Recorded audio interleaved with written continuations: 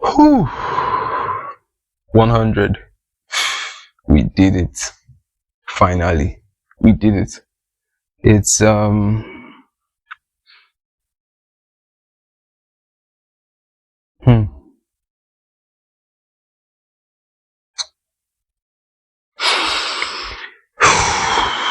it's it's cool, to say the least. It's so I've told the story many times. I've told it different ways, and I don't think I will ever stop telling this story as long as I live. So I'm just going to say April 2020.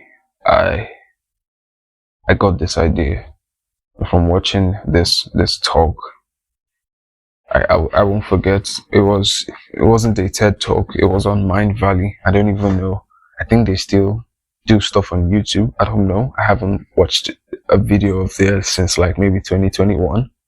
So very long time ago since I last watched a video from them.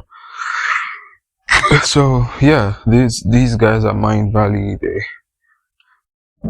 had this man. I don't know what his name is. If I saw his face, I would not remember, and I'm really good at remembering faces. If I saw his face, I would not remember. I just know he was bald. He was a bald black man with a black t-shirt, probably all black outfit that day. And he was talking about how you can make money as a teenager. Now for context, I graduated secondary school 2019. I was 16 years old. I didn't get into the university immediately. So instead of staying at home, one of my closest friends at the time, he calls me and says, "Hey, remember the school we went to?" I say, "Yeah, what about it?" "There's an opportunity for us to go and work there while we wait for university admissions." I said, "Okay, how much is the pay?" Says, all that one can be ironed out later. I think that was one of the mistakes I made, not ironing out the pay before I applied or before I took the job. I was paid 10,000. For context, the minimum wage was 33,000. It's not like I was necessarily asking for minimum wage. But 10,000 was ridiculous in 2019. That was 2019 taking 10,000. 2019 was really good. Was even not really good. In 2019, if we had seen 2025, thank God for 2019. As we're in 2025 now, we're thanking God for 2019. But 2019, when we were living in that year, wasn't as great as we see it to be now that things have gotten considerably worse. And anyway, 10,000 was crazy. So yeah, I took the job. What was I doing? I was a library attendant. I was 16 years old, so the people who I was interacting with were people that I went to secondary school with, basically. So they knew who I was. They're like, "Oh, you took this job?" I was like, "Yeah, I didn't get into the university. I might as well take a job." I mean, I'm like the cool teacher, but I'm not a teacher. In hindsight, like I can probably agree to us not teaching, because they'll probably have had us teach junior school. You know, my friend and I. He's 1 year older than I was, so he was 17 in 2019. Yeah, I was 16.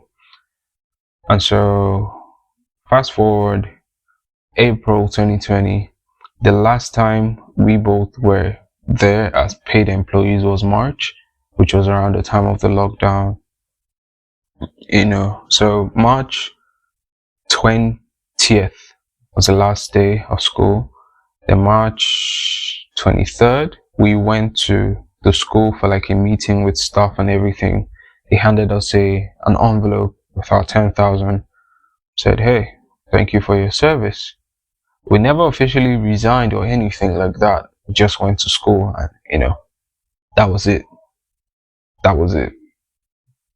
So April 2020, I got the job. Oh, so I got the job.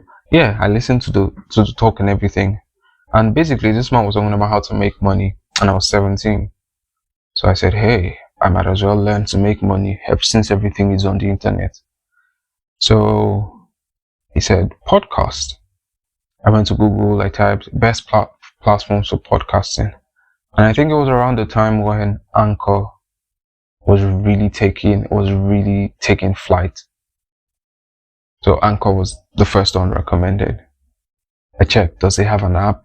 Because I was kind of expecting that it was a website thingy. I saw that it had an app. I was pleasantly surprised and glad. I downloaded the app. I signed up with my email. Verify email now, problem. So for context, I was using a tablet. I didn't have a smartphone. I had what was supposed to be a smartphone. You know, the ones that used to have removable batteries was an Android phone, a Journey P5W. So I had the phone when I was in secondary school. There was a battery in it, and there was a way, if you use batteries, I don't know what caused it. I don't think I ever looked it up to be sure what caused that in batteries, but the battery swelled, and so basically I was saying, oh, my phone has gotten pregnant again. The back of the phone was bulging, and so I almost every 6 months I had to replace the battery.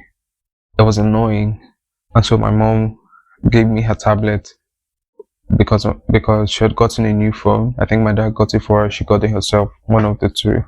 She had gotten a new phone. She gave me her tablet. It's a Techno Joypad 7C Pro.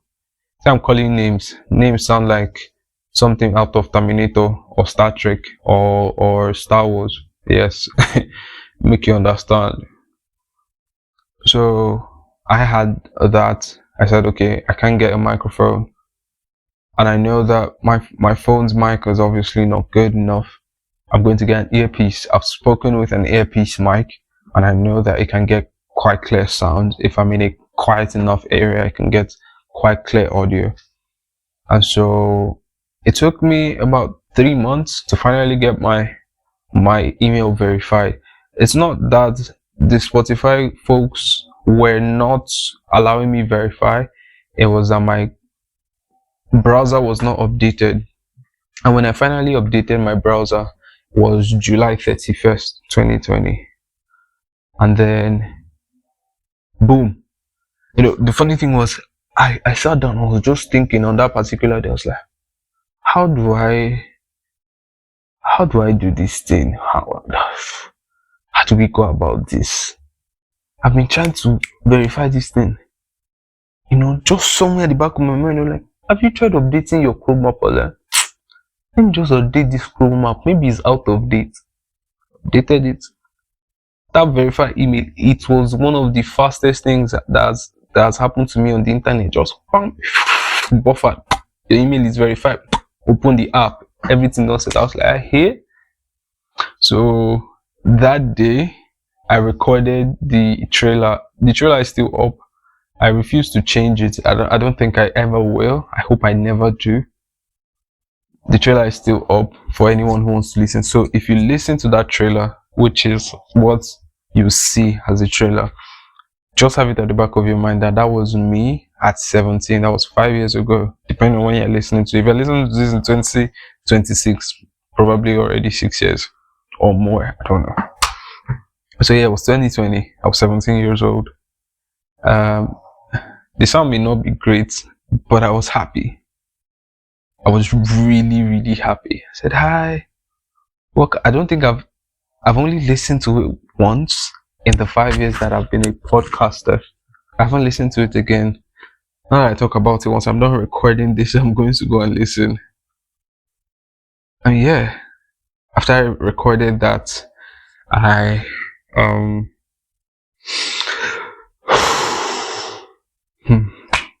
recorded the first episode, Beyond the Facade. And back then I had this jotter. My dad gave me this jotter from the one he got at work. So I wrote down all my topics. I wrote Beyond the Facade. I wrote the Friendship. I wrote Gratitude Theory. I wrote Ingratitude Theory. I wrote Indecisiveness. I wrote a bunch of topics. If I don't even know where that jotter is, if I find it, I probably will talk about. I talked about raising kids in the 21st century. I was a child. I was a teenager. What kind of advice would I be giving parents about how to raise kids in the 21st century? Maybe it may be helpful. Now I think about it, I would have said things, along the lines of what it meant to be a child in the 21st century, or what it meant to be a teenager at the time in this day and age. Maybe it would have been helpful, but I never went through with it because I don't think I knew enough. And yeah, 17-year-old me was probably very wise for recognizing that he didn't know enough.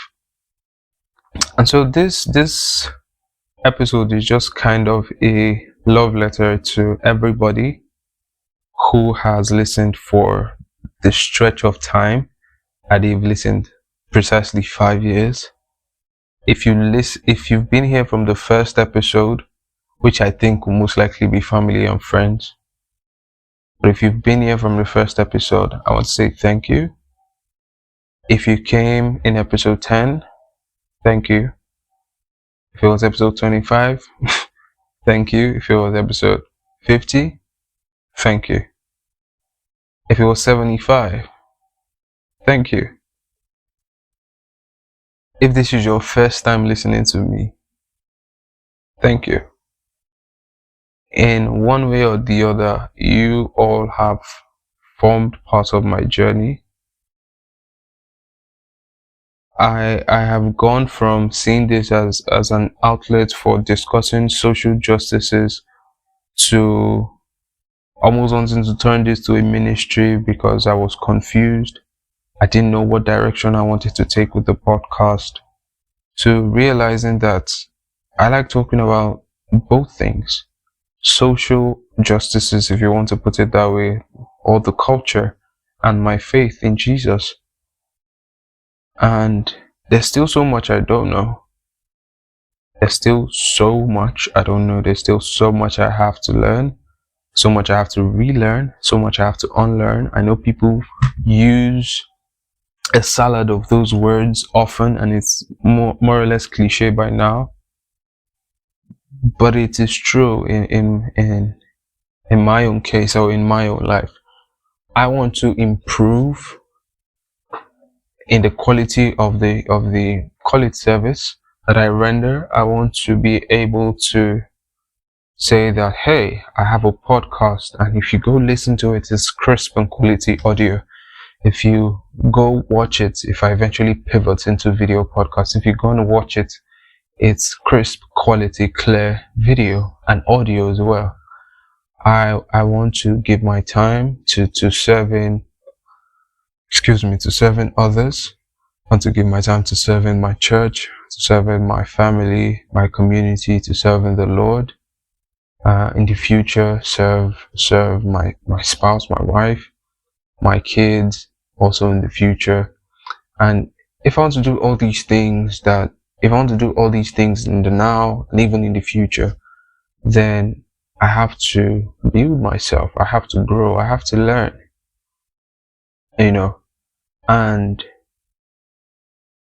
sometimes I think that I haven't done enough. That might be a good thing. That might also be a bad thing, depending on where you're looking at it from. Bad thing in the sense that I'm selling myself short. Good thing in the sense that it is bloody true. I'm still so young. I mean, I've almost lived 23 years on the earth. In about 4 months, I'll be 23 in March. I'm recording this in November, just so you know. November 2025. So in March 2026, I'll be 23. So, still young. At the same time, I have so much more to give and so much to do. That's why I say I know that I have at least another 100 episodes in me, and before I churn out another 100, I need to be sure of what I want to give and what I want to do here. Yeah, so yeah, this is both a love letter, like I said, and this is a hasta luego, if you will, like a see you later. A century of episodes later, and I'm grateful that I've had the opportunity to push to 100.